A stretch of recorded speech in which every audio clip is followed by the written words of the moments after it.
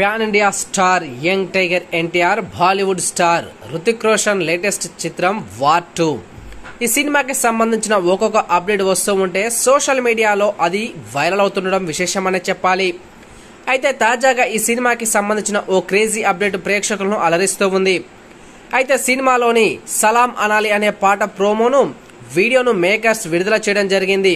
అయితే ఇందులో young tiger NTR, Hrithik ఇద్దరు కూడా పాటకు సూపర్ స్టెప్పులతో అదరగొట్టేశారు.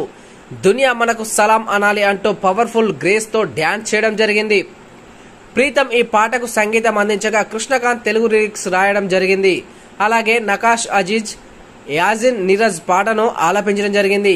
రేయి పగలు ఏదైనా గానీ అంటూ ఈ పాటకు లిరిక్ మొదలవుతూ ఉంది. ఈ పాట పూర్తిగా పార్టీ మూడ్ లో సాగుతూ ఉంది. ఈ సాంగ్ స్పెషాలిటీ ఏంటంటే సినిమా టీజర్ లో లేదా ట్రైలర్ లో వీరిద్దరు ఒకే ఫ్రేమ్ లో కనిపించింది లేదు, కానీ ఈ పాటలో ఇద్దరు కలిసి స్టెప్పులు వేయడం జరిగింది.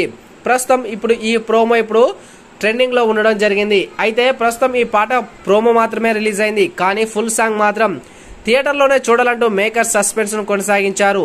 వాస్తవానికి తారక్, హృతిక్ సూపర్ డాన్సర్స్, అందుకే సింగిల్ ఫ్రేమ్ లో ఈ ఇద్దరు డాన్స్ మ్యాజిక్ ను థియేటర్లోనే చూసేందుకు మేకర్స్ ఇలా ప్లాన్ చేశారని అర్థమవుతూ ఉంది.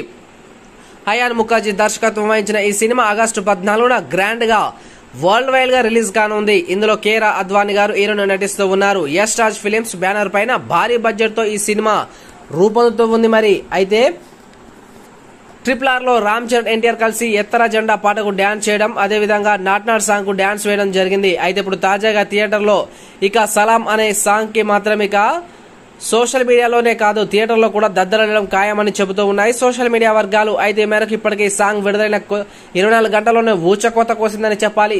ఎక్కడ చూసినా కానీ ఈ సాంగ్ యొక్క ప్రోమోనే కనిపిస్తూ ఉంది. దునియా మనకు సలాం అనాలి అంటూ సాగే ఈ యొక్క లిరిక్స్ కానీ అదేవిధంగా కొరియోగ్రఫీ కానీ అదిరిపోయింది. ప్రోమో ఈ రేంజ్ లో ఉంటే ఫుల్ సాంగ్ వస్తే మాత్రం బాక్సులు బద్దలవ్వాల్సిందని చెబుతూ ఉన్నారు.